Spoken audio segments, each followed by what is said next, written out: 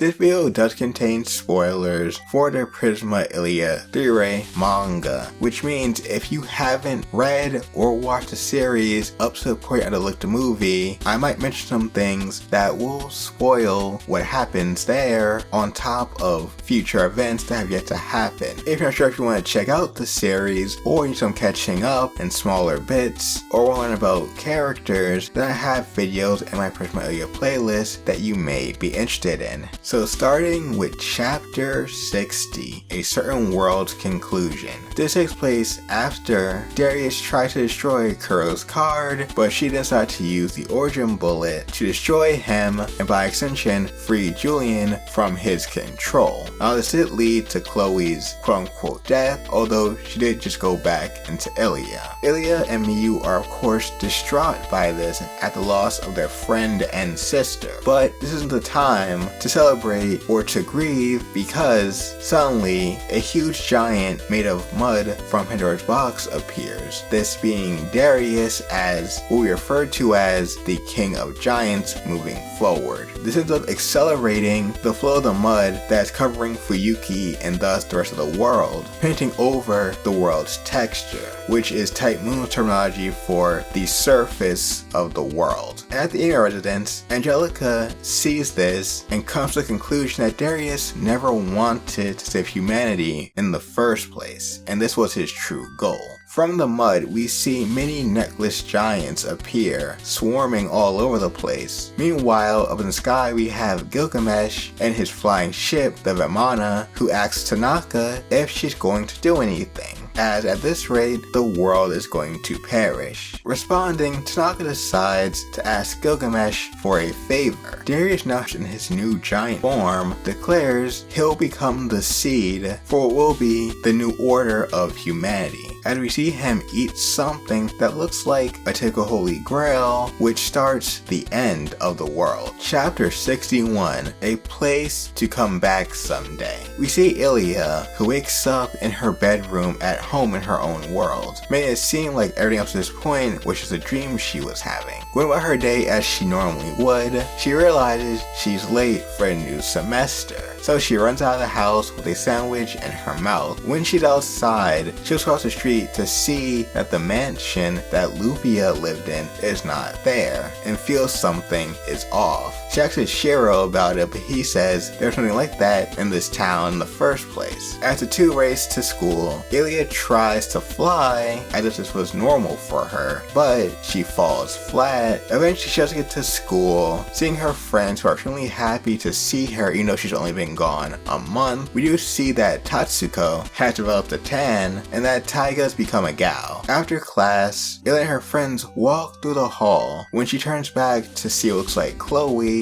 and thus runs after her, arriving on the roof of the school. Looking over the town, she knows something is off. That's when Shiro appears and Illya realizes that this is a dream, but Shiro tells her it doesn't have to be and that she could stay here if she wants and there's nothing wrong with that. But Illya is the type who can't abandon everything that she fought for, nor can she avert her eyes from the truth. Illya is unsure what to do, unsure if she's making the right decisions or not, but Shiro tells her not to worry about that as a layer of Shiro peels away and becomes Chloe, telling Illya that no matter what choice she makes, Chloe will always be with her because Illya will always fight to make her decision the right choice. She gets sent off flying by the wind as we see her awaken in the real world on Gil's ship. Chapter 62.1 and .2, The Last Existence and From the Planet to the People. Seeing that Illya has awakened, Tanaka decides to joke around and tell Illya that 2 years has passed since she's woken up, clearly not caring much about the situation going on in the world. Now the reason Illya was saved and nobody else was due to Tanaka's request, which Gilgamesh obliged. Illya asks what happened to everyone and everything, and she's shocked to hear Gilgamesh tell her it's all perished and that she is the last human in this world. We see a giant Darius holding a giant black hole, and we find out on the other side of this hole is the fake universe that Darius Darius will use to establish his new history. So if this world does end, then he will succeed in his plan. According to Gil, this is Darius' way to save humanity. Illya decides that she still wants to save everything, because as long as she's alive, there's still hope. Gilgamesh laughs at this, looking at Tanaka, asking if this is what she wanted to show him, because Tanaka knew that Illya would say something like this. Tanaka reveals that she is in fact a creation of Gaia, the will of the planet, made from its last survival instincts, and born the moment Illya arrived in Miyu's world. Now normally, she would have appeared as some other being or even a situation to destroy the Ainsworth, but in the situation that wouldn't have stopped Darius, so it went for a more human approach, trusting its fate to Illya. And thus all this time, Tanaka's been helping Illya specifically because in truth, just like Gaia, Tanaka doesn't really care about humanity at all. But Gilgamesh does have some good news, telling Illya that Darius cannot finish his plan to cross over to the other side of the hole because Illya is still alive, which to me is kind of funny considering an epiphany I had about some later stuff. But sadly, this world has no future anymore. So really, there is no point in trying to change the past if you want some real results. Although, doesn't mean it's not possible. That's when Ruby sticks a syringe in Illya's neck, freeing her conscious from her body, and with the combined efforts of the second magic that makes up Ruby, Gilgamesh's clairvoyance, which she doesn't want to use, but will make an exception this time, and Tanaka, who is the planet's terminal, giving Illya the possibility of going back and making things better. Chapter 63, the record of this planet's life. We see Illya and Tanaka in miniature form float amidst an endless darkness until they see a light, finding themselves at the star logs, which is the planet's records of existence. She sees many events that has happened over time, including the moment Julian promised to help at the time what was his older sister die so she doesn't have to suffer being immortal. And while this does make her happy, sadly Darius ruins the mood and appears, deciding to solve this by just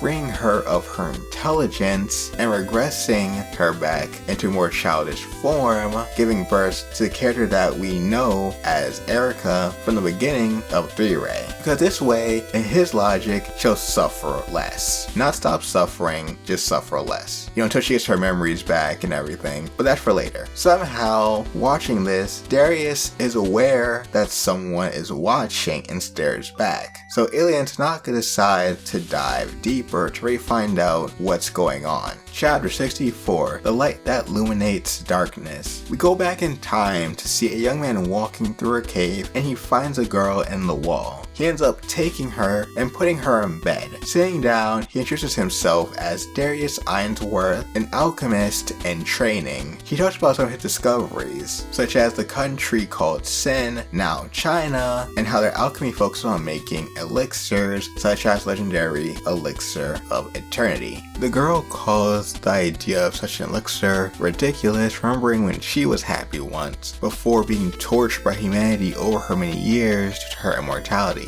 She asks Darius, what calendar year is it, just to find out that it's an unknown one to her, meaning it's been so long and humanity has yet to find a way to conquer immortality and thus kill her. She then reaches for the fire to burn herself, asking him to wake her up when humanity can finally kill her. Darius tries putting her out using a blanket when the box falls out. She then grabs it, thinking of the suffering it's caused her, throwing it into the fire. Falling to her knees, she pleads for someone to just be able to open the box because inside of it is her death. Darius then resolves himself to reach into the fire to grab the box and vow to her that he will find a way to open it. Chapter 65.1 and .2, Inextinguishable Flame and O Consciousness of the Planet. We see that many years have passed, and we see an old Darius sitting out under the night sky, telling Pandora that he can now hear the fairies, although only faintly. Darius tries asking the planet, begging it to tell him how to open the box, because he's failed to over all these years. Realizing just how short human lives truly are, Pandora tries to cheer him up, telling him that at least to her, he is a star who expels the darkness in her life. Essentially, he gives her hope. But sadly, this turns out not to be a happy ending because he decides that he won't let it end this way, nor will he leave Pandora alone.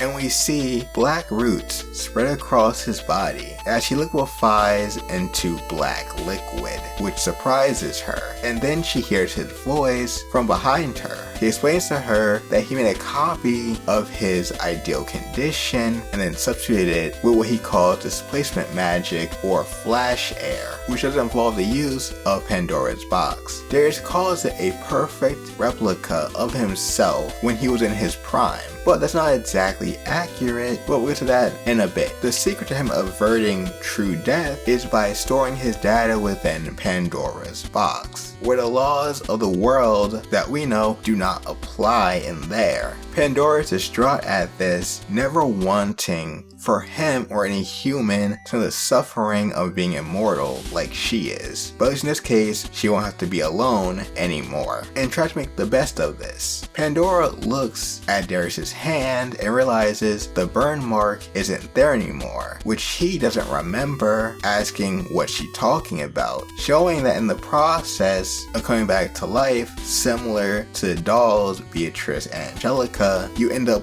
losing a part of yourself in the process. In his case, it's his memory, his mind. Seeing this, Illya, as innocent as she is, wonders why things turn out the way they did if they started out like this. But Tanaka just tells Illya that essentially time goes on and people can change, which makes Illya worry that she might in fact change, potentially for the worst, if it's inevitable. She sees another memory, but this one is of an old Darius who still seems to be in his right mind, talking to what he knows Pandora refers to as a fairy, although he knows that's probably not what she is. Regardless, he decides to give her a little box, one that he claims will help open Pandora's box, essentially wanting Illya to give this to her, leaving his hopes with her. Chapter 66, To the First Star, and 66.2, The Star That Shines on Your Back.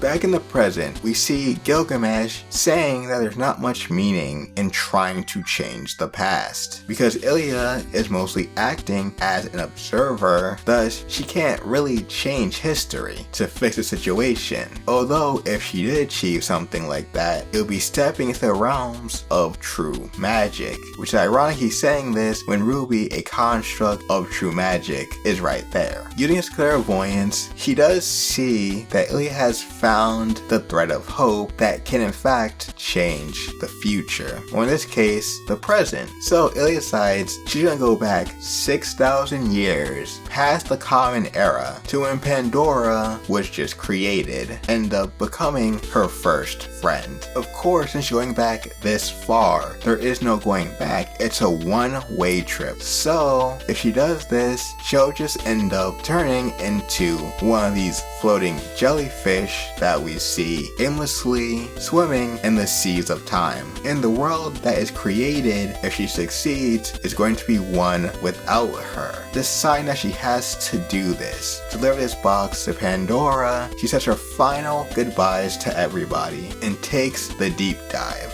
Chapter 67, Someone. The world has reverted back to before everyone's deaths. To them, it feels like time has stopped briefly. The newly formed giant Darius tries attacking Miyu, who reaches out for Illya, who's not there. Getting her head back in the game, Miyu moves to the air and she starts to recall memories. Except there's no Chloe, there's no Illya, it's her with the Archer card installed, shooting the origin bullet that should have killed Darius. This makes Miyu question some things about her memory. Cause even though she knows this memory should be true, it doesn't feel like it should. Angelica is protecting the Ymir residents from the giants, and the girls realized that their plan failed. Rin starts to question if they really sent Miyu out to do all of this alone, because again, there's no Illya or Chloe. Julian informs Miyu that what's happening here is that since Darius' body was destroyed,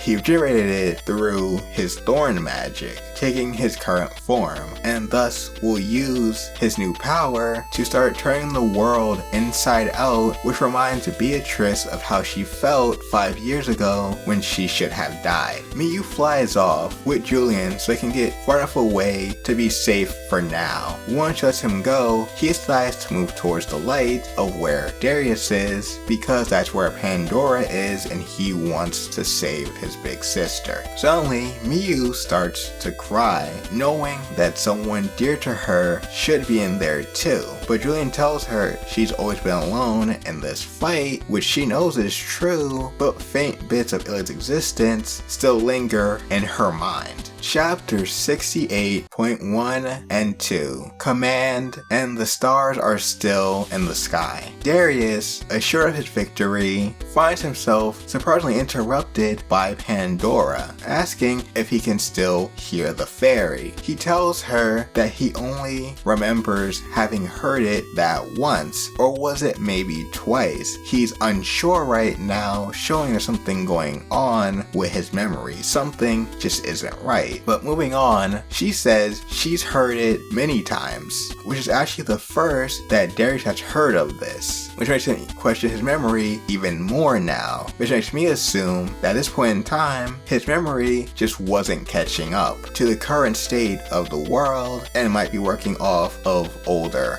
world memories. Bazette and Beatrice find themselves surrounded by many giants. At the residence, Angelica starts coughing up blood because she's pushing herself too hard to keep up this barrier, which is harder to do when she's not at the workshop, being the Ainsworth mansion. And on top of that, Sakura appears from the mud looking for Shiro. So overall, things are looking real bad for them. Darius putting since humanity is doomed and thus she should be happy, but then suddenly she does a complete 180 on him, telling him that he's afraid, he's lonely, as well as some other things, and this surprises him because now she's acting more carefree and expressive, which he doesn't recognize from her. It's like she's a different person than what he remembers. We see Miyu cut down some giants with her power, and then at the mansion, Shiro comes out, bringing his promise not to win the fight to take on Sakura, ready to put her down.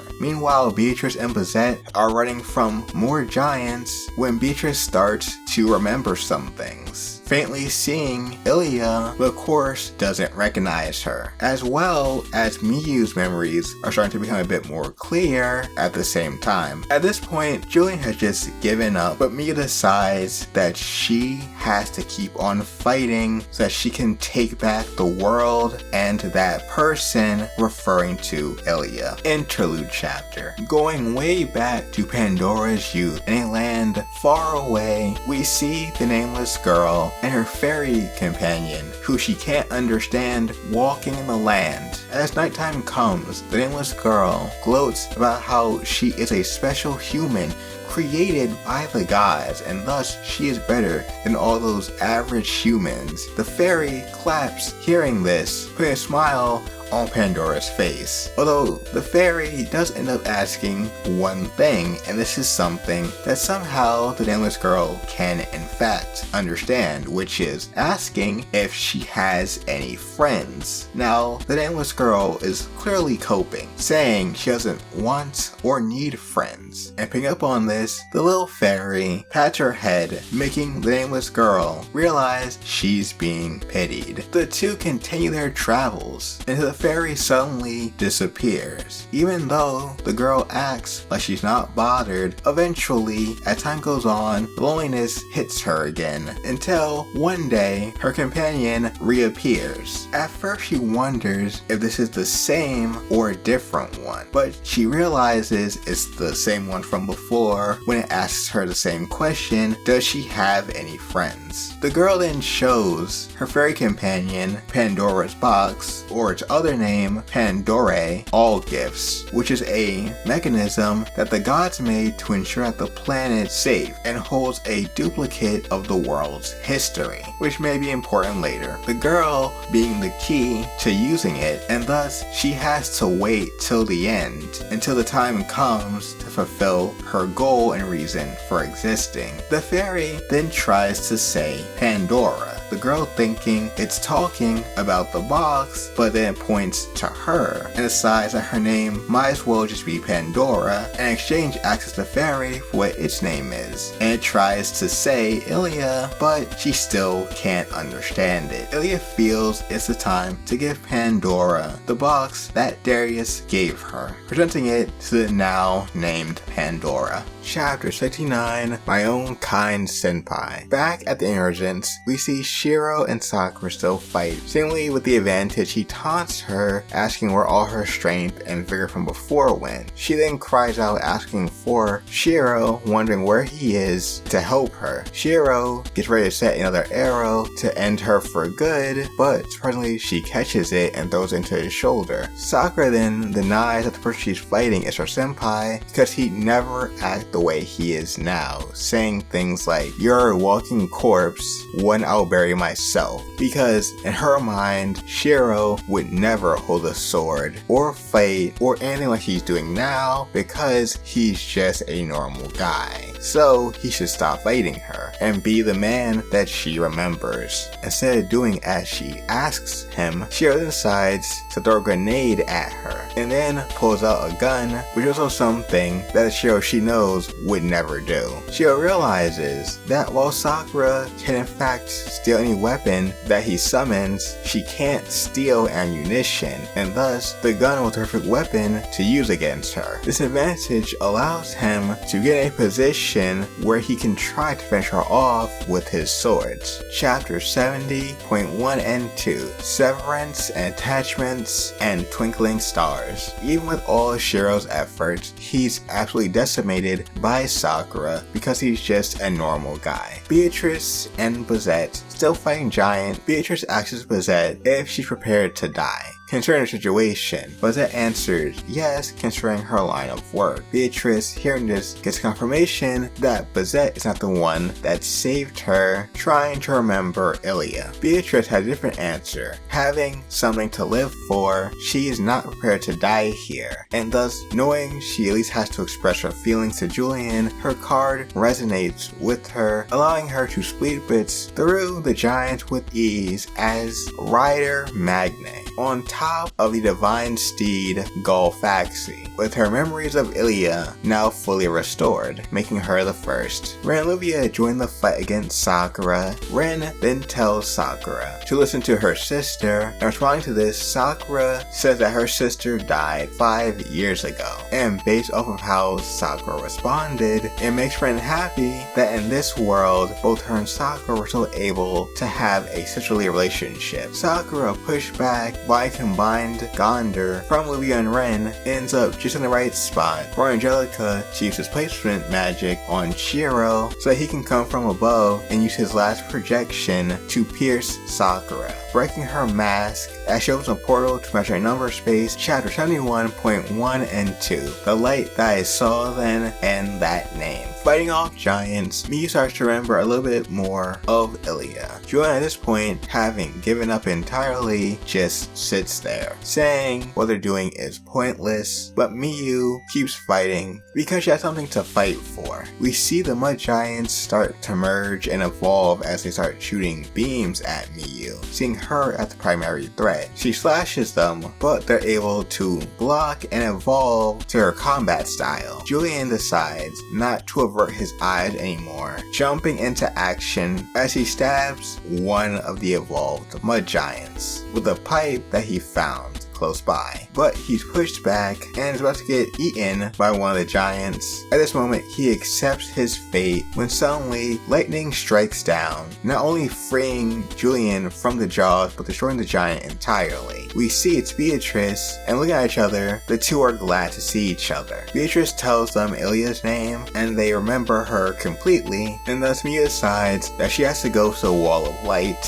to take back the world and Ilya, asking Beatrice to take everybody else back to the mansion. Chapter 72.1 and 2, That Gap, and Come Forth Guardians of the Scale. We see Darius, who's preparing to departure this world for his new one as he feels a disturbance, that being Miyu, who is looking at the Wall of Light where the laws and physics of the world are being rewritten. Beatrice and Bazette, along with Julian, arrive back at the mansion, taking out some giants along the way, and remind the rest of Ilya. Julian sees Angelica, calling her big sister after a long time. Overjoyed to finally hear those words, she thanks Ilya for fulfilling her promise. Meanwhile, Darius tries to squash Miyu and the other remaining obstacles in his way, but Miyu easily slices through those hands with ease. On the other side, Beatrice, using the card's remaining power, charges forward, destroying as many giants as she can before leaving the rest to Miyu, as her card is now destroyed. Miyu, now with her attribute as the child of God back, since in this new timeline, due to what Ilya did, she never went to Ilya's world and thus never used up her power via the wish that Shiro made, using her power as a wish granter, taking on her form that was in Fate Grand Order to summon the heroic spirit in a way Darius never could. From inside the giant, Pandora is looking either really bored or uninterested in what's happening, using her time to insult Darius for his pointless actions. Clearly not liking what she's saying, he tries choking her, questioning when she started talking to him this way, but apparently in this new world, she always talks this way, showing that he doesn't really know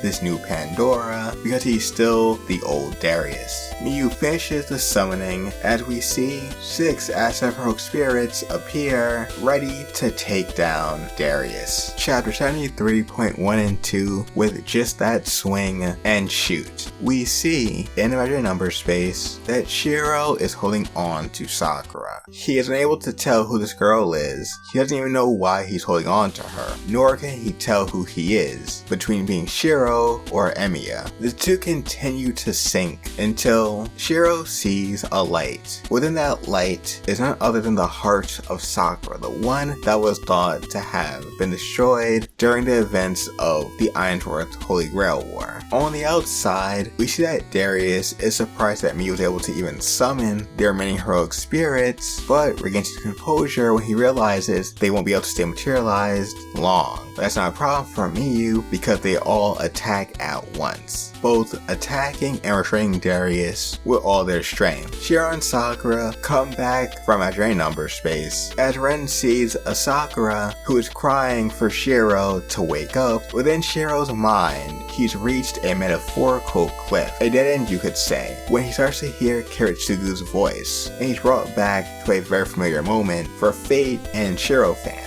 Kiritsugu tells him that he didn't want Shiro to be like him, and he wanted for both his kids to have a normal life, unlike the one Kiritsugu couldn't have. Shiro is then confronted with Emiya, who realizes that his strength isn't needed anymore, as Emiya is fed up with having to babysit this version of him. So, using Rule Breaker, Shiro is woken up as the contract between him and Emiya is undone, with the last thing telling Shiro to do is to not make Sakura cry anymore. Emiya, now materialized, finishes off Darius along with Cursed Arm and Miyu, dealing the final blow to our antagonist. Chapter 74.1 and 2, This Is Who I Am, and Welcome. Darius finally defeated, the servants start to fade away having fulfilled their purpose. Caster complains that the summoning this time was pretty rough, but Miyu couldn't help it, considering the situation and everything. Miyu thanks all of them for their help up to this point, with Artoria saying they have no need for thanks because servants are just echoes of the past, and it's the efforts of the humans that led to this victory. As they all I'll return to the throne of heroes. Emiya looks up, saying how much more reliable Miyu is compared to Shiro. Emiya tells Shiro they have nothing in common and there's nothing worth talking about. Shiro comes to understanding that while he left his dream behind, keeping his humanity, Emiya did not, showing how different they are. He then falls over as the girls pick him up in his poor condition. Shiro tells Emiya this is just who he is. Emiya not too sure that's something to be boasting about, but he's at least happy to see that this Shiro was able to keep everything that he lost and had to give up to achieve his dream, fading away like the rest of the heroic spirits. Miyu, having used up too much power, reverts back to her magical girl form, having pushed herself too much. Pandora appears, questioning how much lifespan Miyu used to exert that much power. Meanwhile, elsewhere, we return to Darius, who's somehow still alive, walking through an endless sea of mud in the darkness, following a single shining star in the distance. He is currently in the body of a clay doll made from mud as his current vessel. To be more specific, this is his mind that was able to live on. And he may not remember much, he does remember that he is the one that is destined to become the pioneer of humanity in the new world, thinking that he's reached said new world. But sadly just finds a single house, Illya's house. Illya and Tanaka appear to give him a warm welcome, which leaves him confused. And he also doesn't remember either of them. Darius then shifts into his younger form, that was when he first met Pandora, as he's invited into the house. He's offered snacks and drinks, but he's having none of that. Thinking she's in his way to him reaching the new world, he tries attacking her, but to his surprise, it's not working. And while Illya doesn't exactly know the full workings of it all, she simplifies it as, this is the infancy of the world, meaning there is nothing including magecraft, which is built off of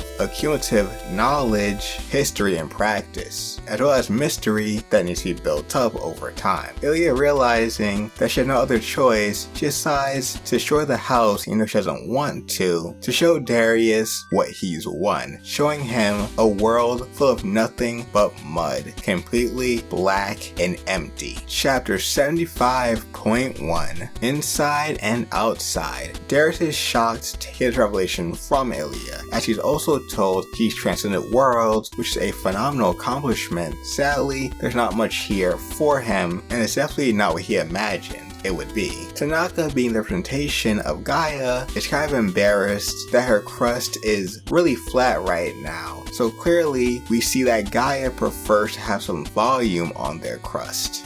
Some texture on their surface, so to speak. That right there is their main priority, over humanity, of course. Darius questions, what happened to civilization? What happened to the world? And Illya just tells him he destroyed it all. In other words, he succeeded in what he wanted to do. Or to be more correct, in this case, another version of him did all of that, pointing to the King of Giants in the background, having flooded the world with the mud from Pandora's box, destroying it and using some of that energy to start his journey over to the other side of the hole, which Illya thinks might be similar to what we see here. But of course, that's just her speculation. This revelation hits Darius very hard, making him start to question his own identity, wondering why he isn't the one that succeeded. Why isn't he the Darius over there instead of the one that he is, showing that he very much defines himself currently by his successes and failures. This one really goes into further explanations in regards to Pandora's box, telling us that the world that exists inside the Pithos, aka Pandora's box, and the world that we know are actually swapped, and that the world originally suffered as a consequence of Pandora's box being opened 6,000 years ago, which surprises Darius because remember, Darius has memories of the world where Pandora's box was not opened, and thus the world that we see that they're in now is one where it was never opened. It then explains one of the functions of Pandora's box, which is the corrective branch generation system, which essentially takes twisted branches, or in other words timelines, and replaces them with better ones. As Illya explains, it's kind of like an extra life. Darius realizes he messed up big time. because he essentially abandoned a world that was never going to perish. And his actions would have resulted in creating an empty world like we see out there in now, making everything he did for nothing. He then starts to go into denial, trying to reject everything that's been said, because again, he defines his own self-worth, identity by his successes and failures. Ilya tries to remind him about why he did all of this, in a sense that this is kind of a good thing, because at the end of the day, what he wanted to do was to help Pandora. That was his original goal. But this Darius doesn't remember that, or at the very least, he doesn't remember all of it, which makes him question who is Ilya truly, which I assume is considering that she seems to know so much about not just the world, but also him and Pandora. Chapter 75.2. Pandora, now free and clearly changed, decides to ask Miyu who she is, but Miyu doesn't understand what Pandora is trying to ask, saying that she is Pandora, but Pandora clarifies that that's actually the name of the box and the pithos, but it is a name that she was given, and thus it's something that she does hold dear to her. We start to see the mud of the box recede back where it once came from. Things finally starting to look up for everyone. Beatrice panics, asking where are the giants. Angelica says that they are gone, and Julian looks up looking very tired, declaring that it's all over for Darius and the Ainsworth. As we see, the giant Darius starts to dematerialize, meaning he's down for good. On Miyu's side, she even gets to see that the wall of light is crumbling, in the mud getting sucked back up in the hole. This is because, as a function of Pandora's box, the world is correcting itself, although it just barely made it in time to do so. Pandora says that the invader from the world, referring to Darius as the king of giants, was defeated by humanity, and thus congratulates Miyu, who did in fact play a pretty big role in dealing the final blow to him, but Miyu is more concerned about something else. The question that Pandora, or Erica, whatever she goes by, asks Miyu, because Pandora never actually had a name of her own. People always gave that to her, and thus tells Miyu that she can call her whatever. What matters is the meaning behind the name itself and its value, and that's what she's more concerned about, what Miyu thinks of her. Something that Pandora cannot define for Miyu, only Miyu can define that for herself. So Miyu starts to test the waters, asking if Miyu says Pandora is a friend or an enemy, and Pandora is willing to go with whatever. But the one thing that she doesn't want is to be seen as a stranger to Miyu. This bewilders Miyu because the girl in front of her isn't like the Pandora or Erica that she's seen before. She's like a different person, although not entirely so. Miyu isn't exactly sure what Pandora wants from her. So Miyu gives a non-answer, saying Pandora is free to choose for herself, Miyu turning her back to the girl. But Pandora doesn't like this answer because, like she said, she doesn't want to be treated like a stranger and feels like Miyu just doesn't care. So Pandora decides to surprise Miyu by transforming into a magical girl with a key-styled wand, and decides that she is going to vent a little onto Miyu due to her response. Chapter 76. Back with Darius and Ilya in the other world, she asks him what he thinks makes somebody human, but Darius just wants to know who she is, so she must clarify her question will answer that. Regarding who both of them are, we then jump back to Miyu and Pandora,